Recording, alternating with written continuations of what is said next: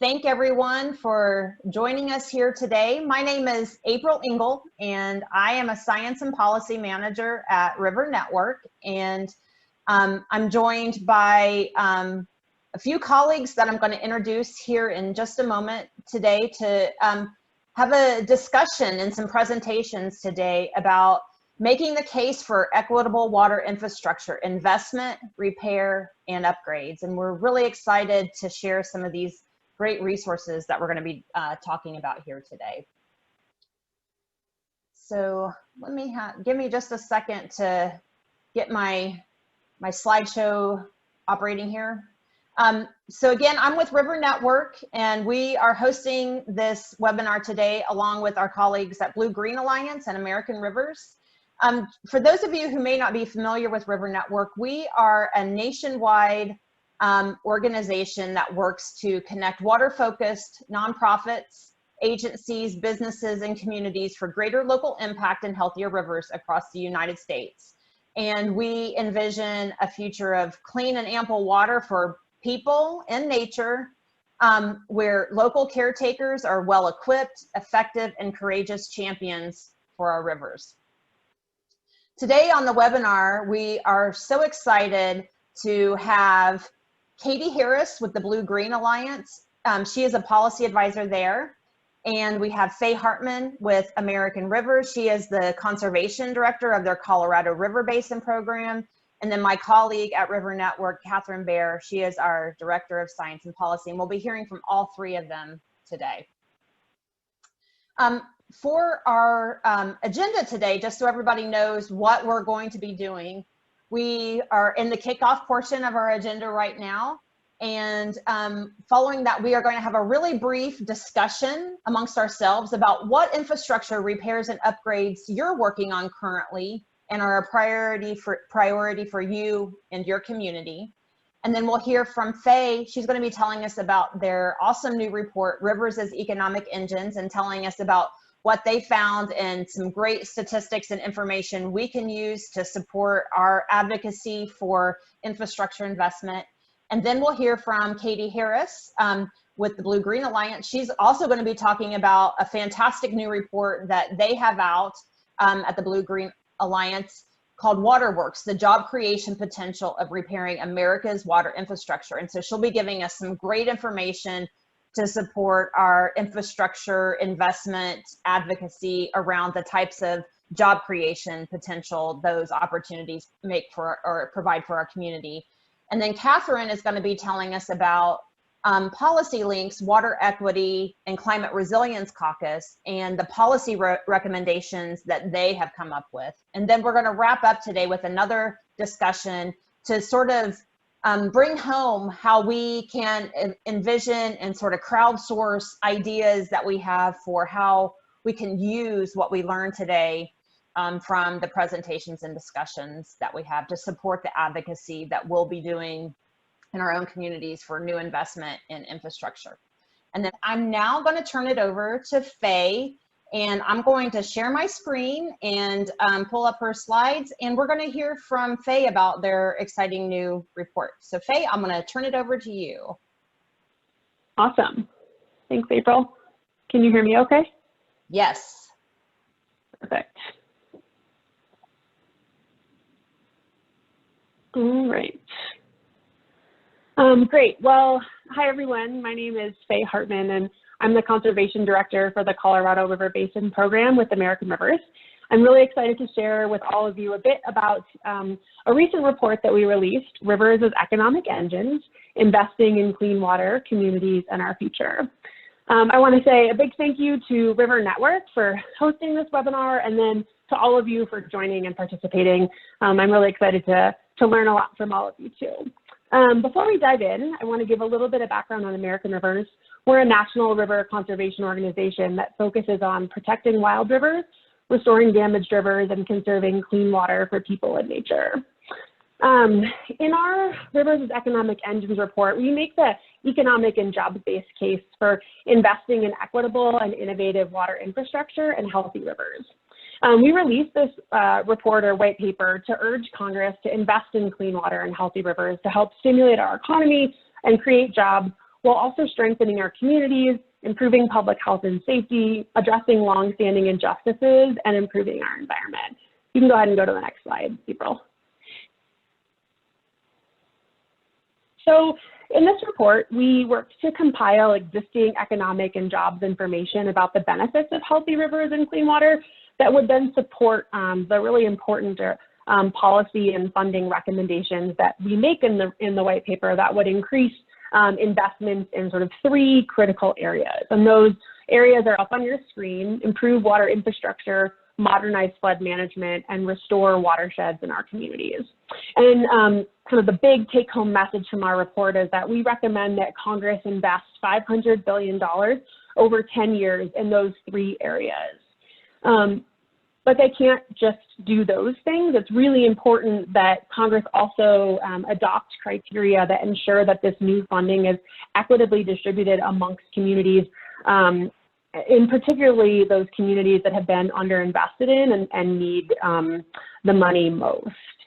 And this report describes, in my opinion, the opportunity that we have to positively impact our future by investing in clean, healthy, free-flowing rivers to stimulate our economy, to provide sustainable jobs, and really enhance the quality of life for communities from coast to coast.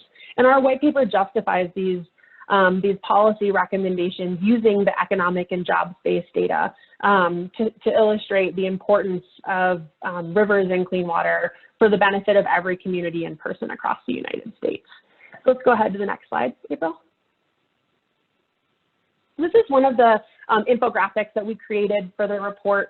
And as you can see, this kind of highlights a number of the really large kind of national level data that we shared and compiled during this report. And as you can see, there's a number of significant economic and jobs benefits associated with healthy rivers and clean water. So you have things like ecological restoration, water infrastructure, recreation, specifically like water sports and fishing, and then natural infrastructure, all have pretty significant economic benefits associated with investing in those areas. And we'll go into more detail, or I will go into more details on the following slides. So you can go to the next one, April. So the first area that I want to just speak a little bit on is improving water infrastructure. Our water infrastructure, I think, as everyone knows on this call, is crumbling. The American Society of Civil Engineers gave our drinking water infrastructure a D grade and our wastewater infrastructure a D+ grade.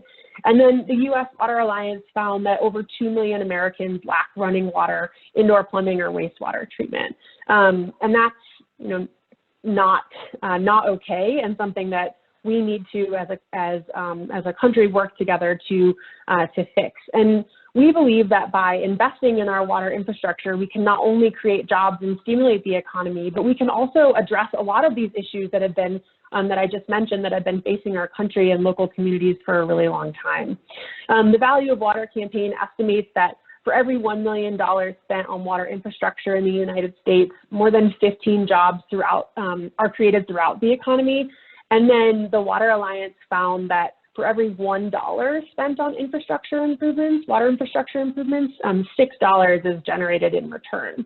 And you can see here on the right side of your screen, a number of policy recommendations that we made in the report specifically related to water, how we can improve water infrastructure, that we go into more detail in our report. And we recommend that investment of $200 billion over 10 years to help us get to and achieve the policy recommendations. Next slide, April. So the second area that we focused on is modernizing flood management. Over 40 million people across the United States live in floodplains, and many of those communities rely on traditional flood control structures like dams or levees to protect them from floods. And while these structures, work, they can and they often they can fail, and they can also make matters worse by passing a lot of the flooding problems downstream and then perpetuating this flood damage repair cycle that has a lot of costs. It has, cost to life, property, taxpayers, and then of course to the environment as well. It's really important that we develop a new, more resilient approach to flood management, one that considers natural infrastructure and nature-based solutions like reconnecting floodplains and restoring critical wetlands. we need an approach that promotes public safety and restores the rivers that flow through our communities. And the good news is that when we think about an approach like this, a more kind of modern, resilient approach, it's going to create jobs and help get our economy back on track.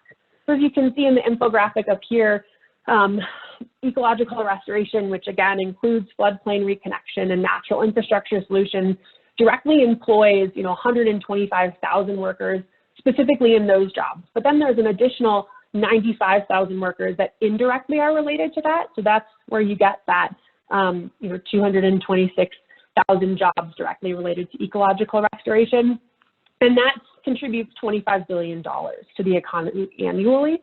And then the Pacific Institute found that on average, a $1 million investment in restoration generates between 10 and 72 jobs, depending on the type of restoration activity that you're doing. And then for this particular area, we again recommended an investment of $200 billion over 10 years. And our hope is that that funding would help to transform our current flood management approach into a more resilient model that includes things like climate change adaptation strategies, climate resiliency planning, restoring critical wetlands, and really importantly, integrating the work across agencies, at the federal level, but also at the state and local level, so that people are talking together and coming up with solutions that have multiple benefits. And doing this, we can make our communities stronger while also employing, thousands, millions of Americans across the country. Go ahead, next slide, April. And then the last area that we highlight in our report are the economic, environmental, and social benefits of restoring watersheds for our communities. I think many of us or all of us believe that rivers are the lifeblood of our communities. And we can, and a lot of communities already have begun revitalizing themselves by restoring, local lands and waters, by improving agricultural practices and building recreational amenities that, their local citizens and then tourists can come and enjoy. Communities have long depended on natural resources, whether it's, rivers or lands or lakes. And today, like I said earlier, many of these communities are already improving or interested in improving the health of their public lands because a lot of places are connecting those dots between a healthy environment, recreation, and economic development. I think one thing to note on that front is that, recreation has and continues to drive significant economic growth. The Outdoor Industry Association released in their National Recreation and Economy report that water sports and fishing creates over 1.5 million jobs nationwide. So that's, everything from your guides to folks that work in restaurants and hotels and nearby those areas. So pretty significant number right there. And, I think it's also important to note that restoration and agricultural improvements also create jobs. So University of Oregon found that for every $1 million spent on watershed restoration, there's an average of 16 new or sustained jobs, and then again up to $2.5 million in economic activity. And I think what's really interesting and great about watershed restoration projects is that those investments stay within the local economy and the local community.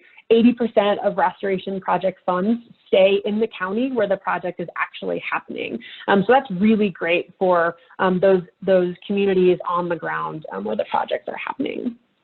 And by investing in these policy recommendations, so again, what you see on your screen, prioritizing integrated water management plans, incentivizing agricultural improvements, developing a new, more inclusive civilian conservation corps to help restore a lot of these areas, and investing in dam removal, culvert replacement, and kind of broader river and riparian restoration, we can revitalize communities and restore watersheds while creating a lot of jobs and, again, stimulating not only the national economy, but local economies for, rural, suburban, and urban communities across the country. So you can go ahead to the next slide, April.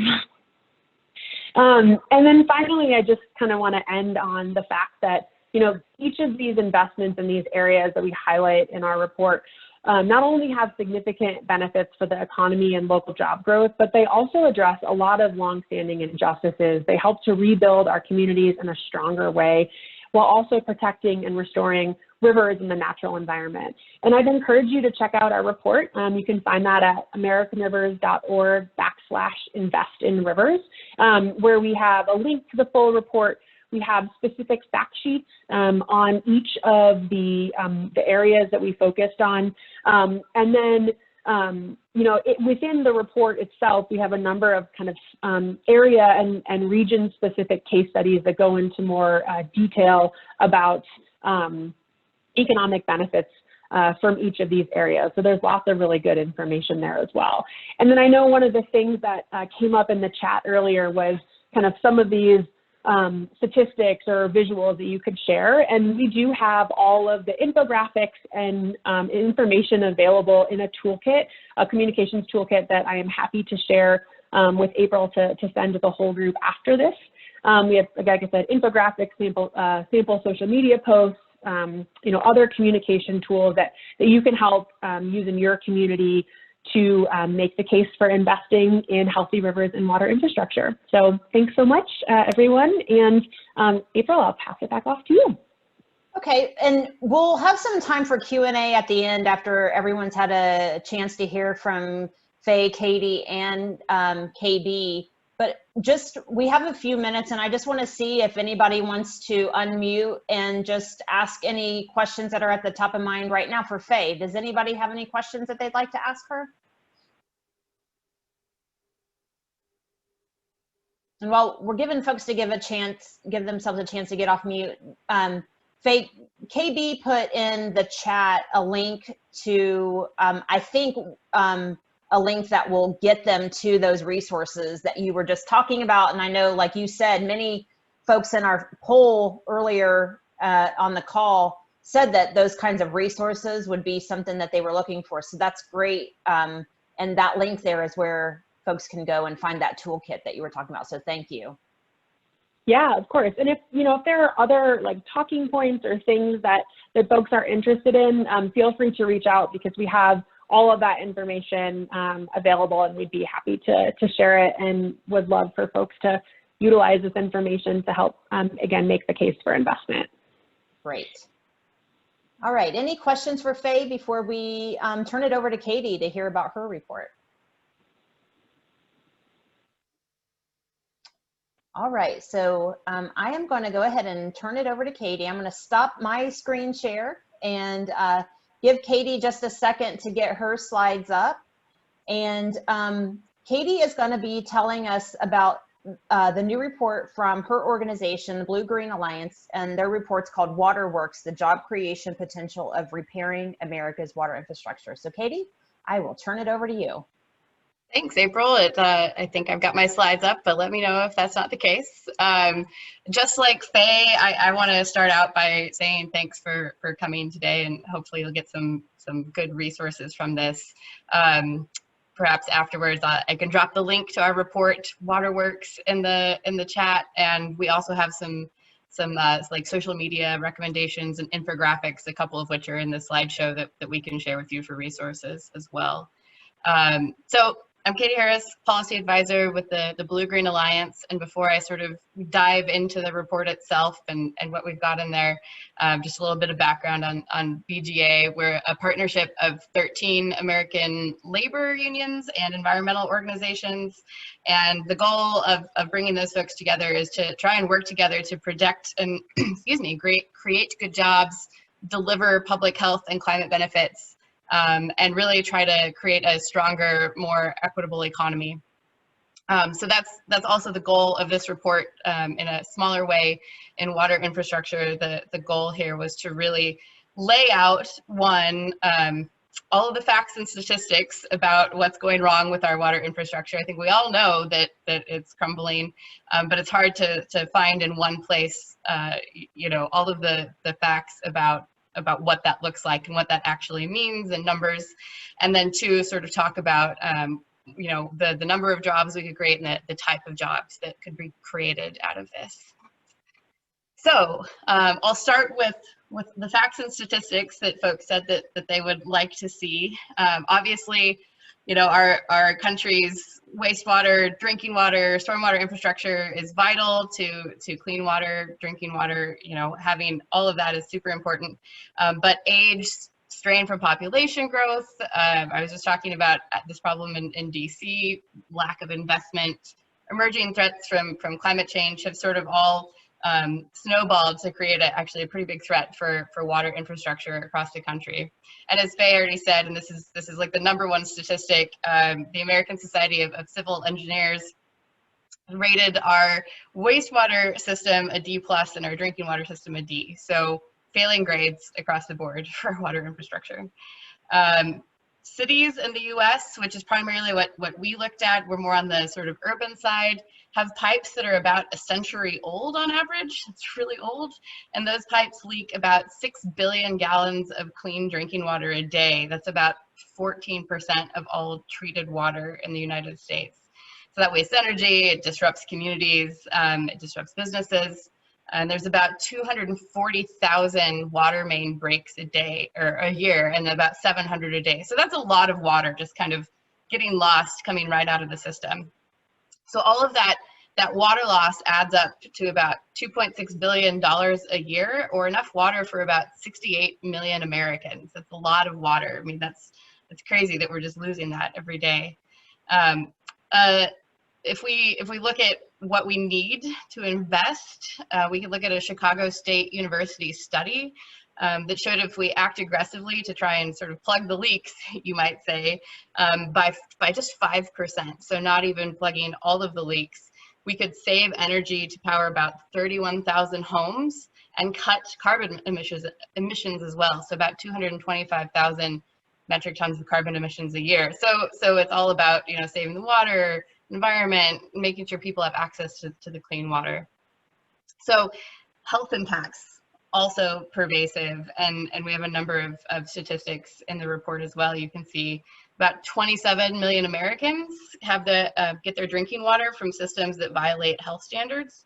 And improperly managed water exposes communities to harmful chemicals that many of you have probably heard of, like lead, like PFAS, arsenic, and low-income communities and communities of color by far disproportionately bear that burden. And the pandemic has really only served to show that it's worse, right? It's exacerbated the challenges. When you don't have access to cleaner, safe drinking water, how are you supposed to disinfect, and how are you supposed to wash your hands all the time, right? And then finally, shifting precipitation patterns, sea level rise, and extreme weather events that are all happening along with climate change are just sort of going on top of everything else and making everything worse for our water infrastructure. The National Association of Clean Water Agencies, or NACWA, estimated that states will need about $944 billion extra by 2050 just to re-engineer their water systems so that they can cope with things like sea level rise and drought and these crazy floods that are just happening more and more often. So we have to really get around to significant significant investments and upgrades in our water infrastructure for our communities to have access to safe drinking water, to adequately treat our stormwater, and to really start thinking about what we're going to do with our water infrastructure and climate change. So the good news is, the second part of our report is that it's actually a win-win for public health and affordability and the environment and climate change to invest in our water infrastructure. So the investment's going to boost our economy, they can create and sustain thousands of jobs, and we can also ensure that communities have safe and affordable drinking water while reducing pollution and addressing climate change. Some of our work in this report, some Blue Green Alliance research found that if we invest about $105 billion over 10 years, we can improve our drinking and clean water systems to a B grade, so a much better passing grade by the American Society of Civil Engineers standards.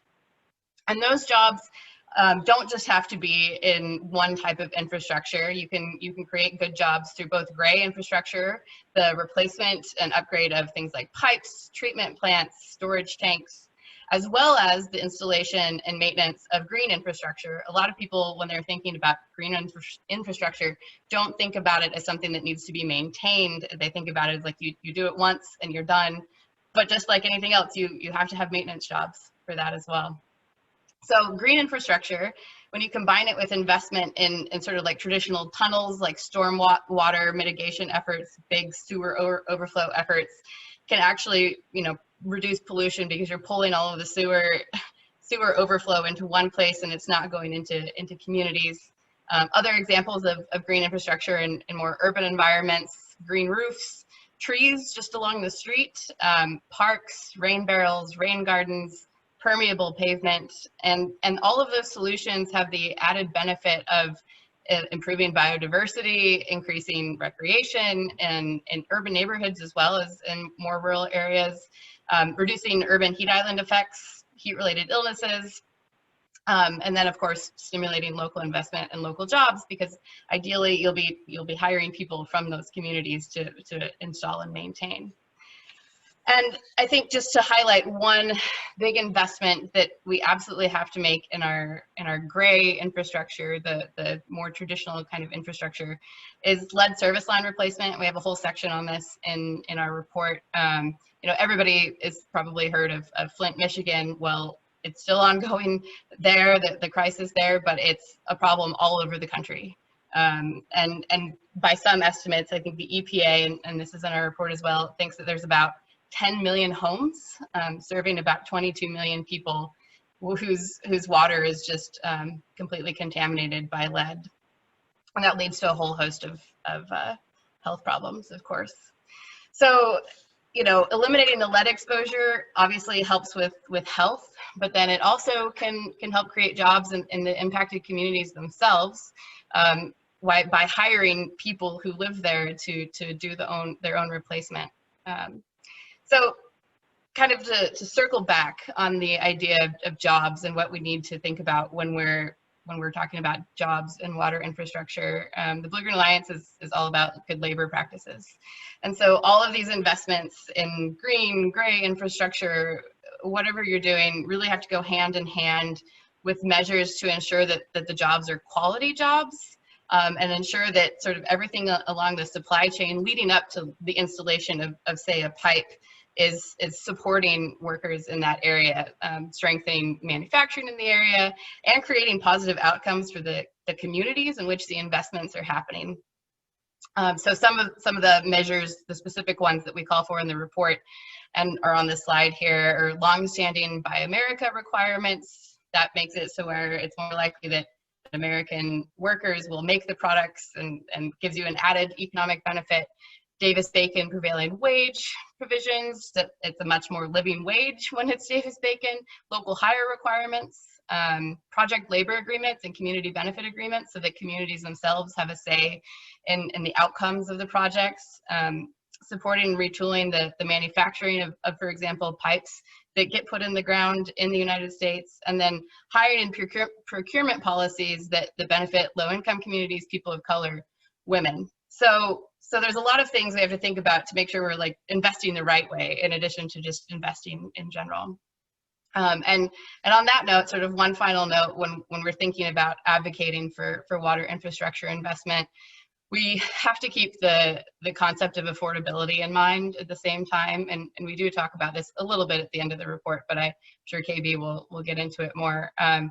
The part of the reason we're in the situation we are right now is that maintenance and improvement of water infrastructure is just really, really difficult, and is only becoming more difficult for communities to afford, for utilities to afford. It's just the costs are skyrocketing and incomes aren't going up at the same rate. So if we're thinking about investing, it's very easy to pass costs along to the people in the communities, and we don't want to do that. So thinking about, particularly federal advocacy, which is what we do, we need to make sure that we're addressing it, or we're directing federal assistance to the communities that need it most: low-income communities, communities of color, deindustrialized communities, the places where they cannot afford to replace their own infrastructure. We have to make sure that we're getting the money to where it needs to go. So if we make smart investments and we're conscious about how we do it, in addition to just doing it in general. I think we're on a good path to get to helping folks replace their water. I'll stop there. Thank you so much, Katie. I want to make sure that folks are monitoring the chat as we're going on through the webinar today. People are sharing some really great resources that you may be interested in, so be sure to check the chat out. And Katie, while you were presenting, we had a question from Grady McCallie, and he wants to know if your data on the current losses or potential gains include state level data or state level breakouts of data. Yeah, unfortunately, it doesn't. It's pretty federally focused because it is intended to be more of a federal resource. But you know, you could still use it, I think, if you're coming from a state level to at least show how bad the situation it is and how much the investment is needed. Okay. Any other questions for Katie? We have a few minutes if anyone would like to ask Katie a few questions right now.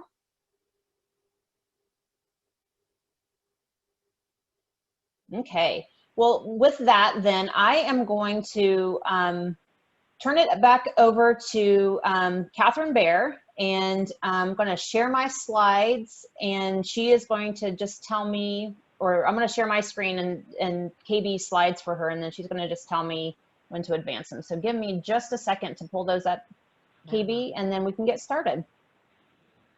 Of course.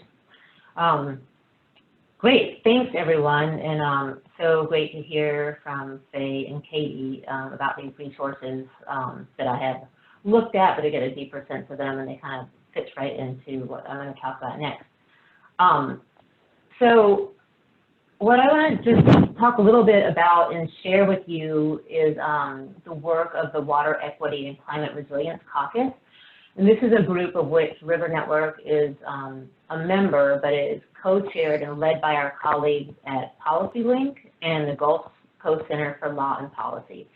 And, you know, we feel really sort of honored to be part of this great coalition of frontline and local groups from around the country.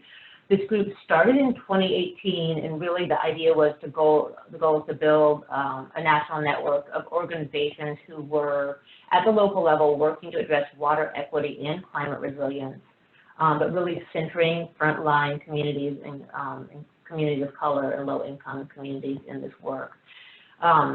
So you can see how to find them on the web to learn more. And the caucus sort of came together, and they wanted to do some work in terms of building strength, building a network, and sort of a shared analysis and understanding that could help build to policy recommendations and solutions sort of from the bottom up. And so there's a great sort of overlap of what we've already talked about. But the way it works is so the groups were facilitated by PolicyLink and Gulf Coast Center for Law and Policy over the course of, I felt like it was like 18 months probably, where groups came together and tried to work and develop a platform around the suite of issues in the space intersection of water equity, climate resilience. And so there ended up being several different sort of issue area buckets, which included access to affordable, safe drinking water and sanitation, resilience investments that address climate-related water management, and third, education, workforce development, and business pathways to resilient water management. And so the overlap, what we were talking about today is these priorities that April just shared. Thank you. And it's interesting because we were talking earlier about, you know, what are the different benefits you look for in infrastructure investment. One of the choices was economic growth, but the caucus was really had a big focus on not just economic growth, but economic inclusion. And so, you know, Katie touched on that a bit in terms of like that often when we make infrastructure investments, the benefits don't accrue equally across our community, so that's really important.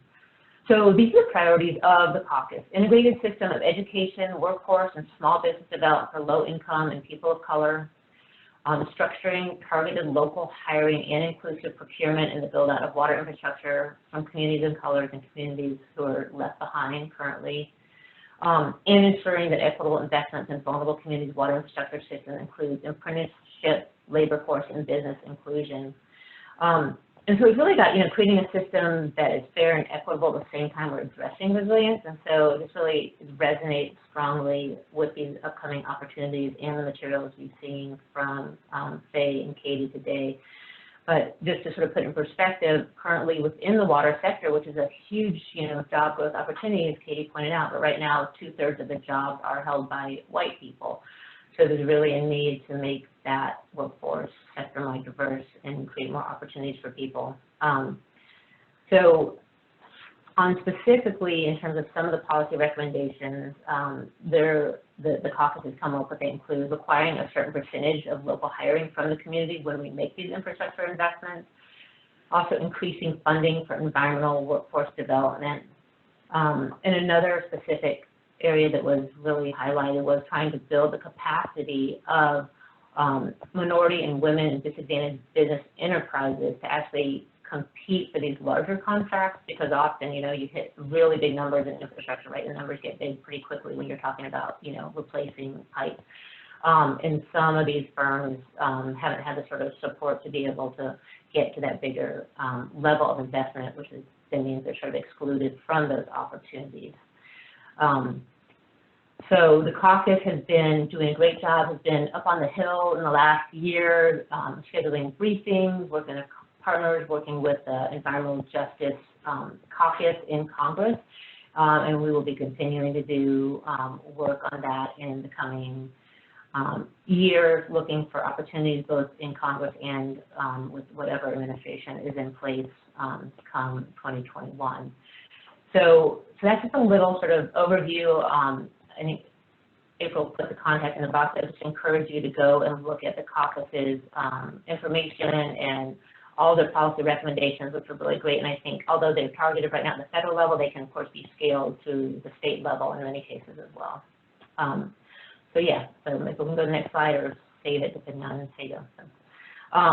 And I would just say for us at River Network, working with this caucus has been, and with our network more generally, has been really great in the last year.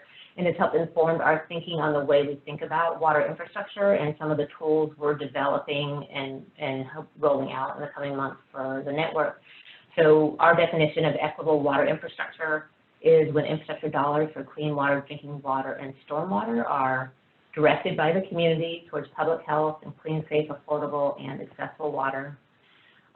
There's a distribution component, so it's just distributed in a way that supports low income and communities of color most at risk for environmental harms and historic lack of investment, and also supporting the long-term sustainability of both our waterways and our water systems and utility partners who also need a lot of funding to make this all work. We've seen a lot of overlap with the affordability issues that were mentioned. So yeah, so that's just, I wanted to share that with you all, and I hope that's a helpful resource and introduction to the caucus as another set of colleagues for us all.